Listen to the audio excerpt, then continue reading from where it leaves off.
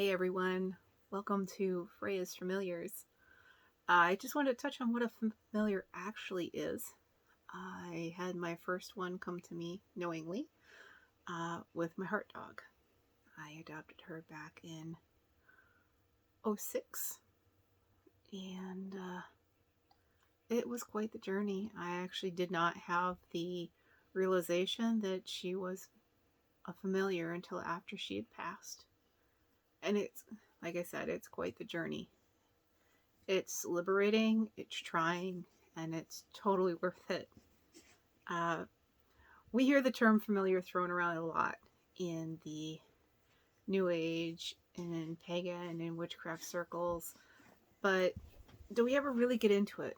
Most people think of a familiar as just a pet that you have a strong relationship with, or they think to the movies where that familiar is a spirit that is doing the witch's bidding. But those are gross generalizations, and I feel it doesn't really do them justice. A familiar is a spirit that comes to you in a non-human form that can easily still be a soulmate. They are here to help you with your soul's journey. They're here to help encourage you to go outside of your comfort zone, to push yourself to let go of anything that was forced upon you when you were younger. They're there to show you support when so much of your surrounding circle is maybe abandoning you because they don't like the changes you're making for your own self-improvement.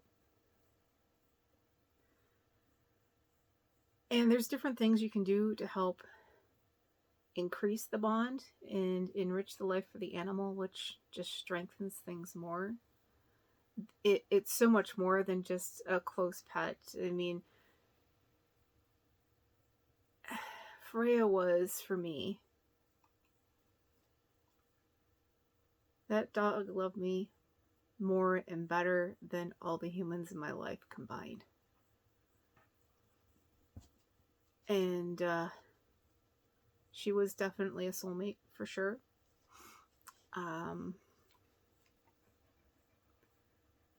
She had this amazing energy to her, and she's the one that picked me out.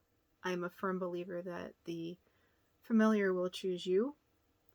When they come down, they remember a lot easier than our human minds do. We've been conditioned to forget so much as we grow. But the animals always seem to know who they're supposed to be with. And a familiar can be domestic or wild, but you're not going to cage a wild animal. You have to learn how to have that relationship with them without tempering who and what they are. And later videos will get into how to enrich the lives. We'll look at domesticated animals in one and wild animals in another, and so on and so forth. And if anybody's interested in hearing the full journey of Freya in my life, you can leave that in the comments and I can make a separate video for that. But the hard part, the downside to being that close to your familiar, because it's transcendent. If you've had a familiar, you know, but if you haven't had a familiar, there's no way to thoroughly explain it to you. It's kind of an experience you don't know unless you've been through it. But like losing a person that you're really close to, when they pass, when you're ripped away from that familiar being in your physical world and you have to go back to them just being in the spiritual, it takes a serious toll. I know that when I lost Freya, I got real sick. And there's a lot of people out there that'll tell you can't die from a heartbreak, but I got damn near close. Got real sick for about 2 weeks. And I was delirious from the way it was manifesting in my body. And as much as it hurt, as bad as that grief was, and as hard as the journey was, because she was a sickly thing from when I first got her. It was one thing to another. She beat cancer, for crying out loud, just to lose her to autoimmune. That was the hard part. We were working with the best integrative doctors in our area trying to save her, and the autoimmune just got the better of her. So, but for all the pain, it was still worth it. I wouldn't trade it for the world. Your familiars are going to teach you how you deserve to be loved.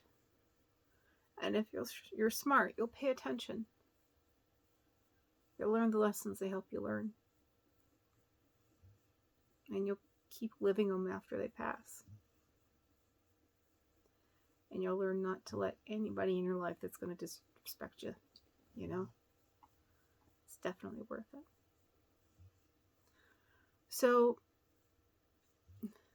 I'd love to have you join me here at Freya's Familiars as we look into the world of familiars and how to better connect with them, better enrich our lives with them, and just see how deep this journey can go.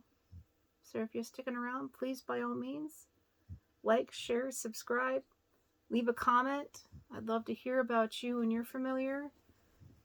And if you'd like to find a familiar and you don't quite know how to go about it, you know, feel free to ask questions. I'm sure we've all got various resources that we go to find our familiars.